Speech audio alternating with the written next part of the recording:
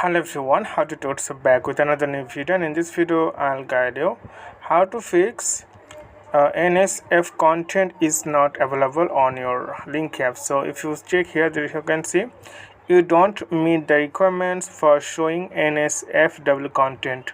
So how can you fix it? It's really simple.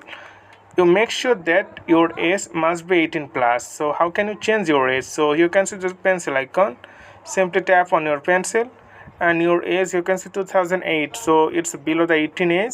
So you need two more age, like you can say it's more than 18 plus. So if you get 2000s, just confirm and save. And if you check again NSF content, so it is taken to save, and after that go to your settings and show NSFW content. Then you can see this option is available now, so you can turn on and see the NSFW content on your Linky app. So okay friend, I hope this video is helpful. So please make sure to subscribe, and thank you for watching.